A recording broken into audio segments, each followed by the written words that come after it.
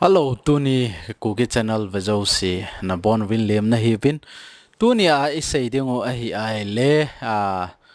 2021 na Republic Day hi world record zonga hitain azi chu thil India sunga hlung chu na mu deu e informal hon protest ana bolu Delhi na Red Fort na ichan gaya boina to ham ti ho chu news ho ong chu i mu deu ka ta sanin ichiwa hi mi tampi i boy win na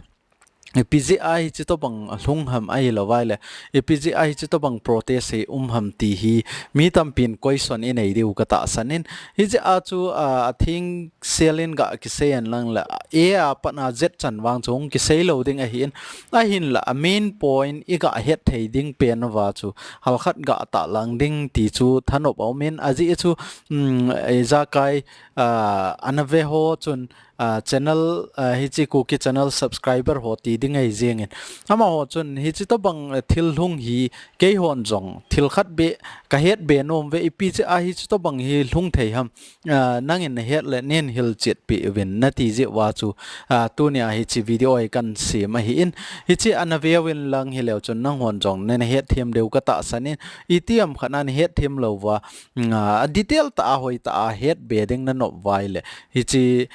channel ai comment hin bol ki leo chen hi chi dung ju ya cho in sei ki de wa hi ti chu iga sei the wen de tu hin ken computer a ko na picture ho to hin vet sa inga tena ban le aban ban cha he ipja nge chi protest hung ke pana aban le chi to bang boy na hi hungum thei ham ipji pe na hung ke pan ham ai lo le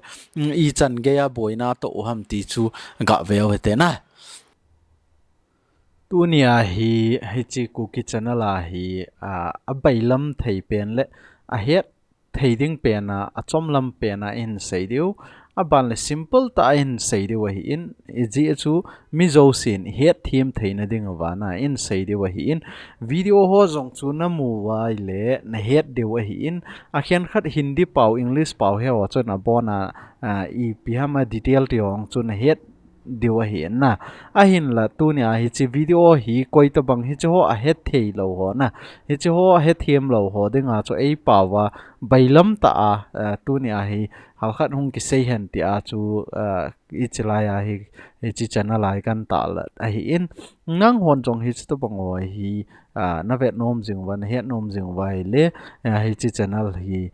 ne ki tho pi naw jong hen tin subscribe an ki bol ji wen ti chu ka hin tiam nom a hi in tunia hi formal protest 26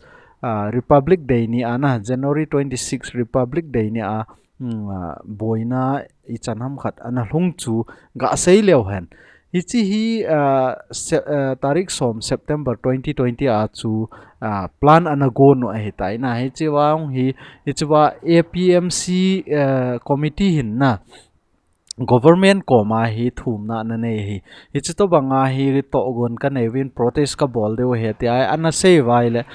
government in ana phal pi po in aji chu hi chi corona la ya hi to bang na bol vai le chun thil hi hung di thei lo ring he ti a so ana sei pi win na hi le hi ji a chu ama ho hin cancel ana bol o hi na hi chu wa chu cancel ana bol ta win a hin la government hin hi to banga protest sang ta ong lung ding he ti hi ama sang ding he anamu lo sa ai tai na anamu ma sat he tai is a chu 27 November 2020 a chu Delhi Stadium lien ho jo se hi na zela dinga na zela convert dinga ho hi ta chu government ko ma he anathu mo hi in a hin la hi chi hi Delhi government in anaphal pi ta pon na anaphal pi lo hi tai anaphal pi lo pha na chu hi chi ana hi thei ta po in a hin la government hin mi hi za hung ding a hi in ai lo la hi chu to bang boy na hi sang ta ong lung ding he ti hi an het ma sat no hi tai na hi chi chu a hi in abana hi ga vekil lo hen hi chi la ya ong hi izat ham khat hi hi chi media langa BJP media alien pen nu ti ding hai na alu bo ti ding hi in Preeti Gandhi ama hin izakai thil ho hi ap hei to le le ETM khat BJP ading to party to ki to lo ho jo se a sel gu ja news so hai a phat na cha cha hi ta cho ana bol ji in a hi le ni chu wa chu mi I chanam khat ana lung dam a hi in ahin la tua hi mizo sin media tilen news ho sanga social media ho example chu YouTube ho vel a hi lawai le Facebook ho vel a hi apet pet na tu la ya chu thil hung ho ki flash chat chat chala na hi choi a hi phat na chu news on thu anei zo ta po ven a ban le adi lo chu ong ki phong do chat chat jeng ta nai le hi chi wa hi mi zo se along kim ta po in hi je a chu Delhi a hi khat vei protest ka ki bol hen lang ti a hi mi organization tilen mi keloi khom na zangawa lang hi ki su to wa na ke ho to wa hi chi formal oi ke ho to wa India flag ki tun so ke hi tin in Delhi chan hi ta cho rally ai chi ri we ti a hi protest anagon a hi na hi che anagon a hi in hi ta ahung an het phat no wai government in hi ta cho information an mo phat no ven government in hi ta chu road ho block ding dan ho anagong ta ven na thi bang ho a hi in ai lawai le highway ho a khet siat no wa na ta cho an ki gong a hi ta in a hi lawai le til bom ho a sep mo vin tui ho mang cha ana mi ho anandang vin i ta cho boy ta i khat Delhi na Republic Day su kha lo na te ding a cha na dan a hi a hin la control zo po vin na i ta cho boy na hung to a hi a hin la to a hi iza kai a phata na hi lang ho cho i sei nom chet no cho a hi po in a hin la tu ni ai sei nom pe no chu hi chi protest hi ipi bola a hi lo le ipi ji pe na hung ki pan ham ti zo a hi na hi chi chu government in formal holding a hi point thum lo thum ana bol pe a hi na ana phone no a hi in September a chu a hin la hi chi dei lo je na pe na chu hi chi protest ho hi an pat no a hi in hi chi chu ipi ham ti a hi le hi chi la ya no ya hi point thum kan ji la in hi chi ba ek ho hi na hi chi ek ho a dei lo je wa chu hi tu chunga hi chi farmer protest ti a ke he na ai lo vai le tractor protest ti a ana ke he a hi in hi chi boy na hi hung lung a he ti chu tu ni ku ki channel a het theyul le a bailam ding pe na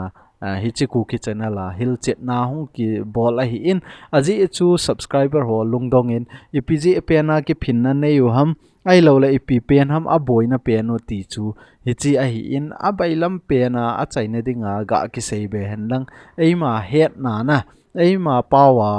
bailam ta ga sei dinga chu state sunga hon thila cho ding vai le tax api deu na tax api deu a hin la apolanga hon nom ta hi ta cho a ki cho thei deu ti type kho a hi na hi chi agreement hi ji a chu hi chi rules hi a dei po win hi chi ni la do pi win ti a chu tu chung ki phin na chu umahi ti chu ei pawa het thiam deu le a simple ding pena iga sei thei hin tin detail ta hong ki sei an lang le video ai sau ta hong heading aban le nang ong confuse na che mai thei a hin la politics langa loot ho na politics langa thil he thiam ho chun hi chi ne he thiam so ke deu ka ta sanin aji chu hi chi iza kai hi politics a hi tu a hi election jong hung hung wa dinga hi ta in election ho hung wa dinga hi ta in hi ja chui cho yong hi iza kai hi politics a ki peile le a he ti chu ni ga sei theu hin tin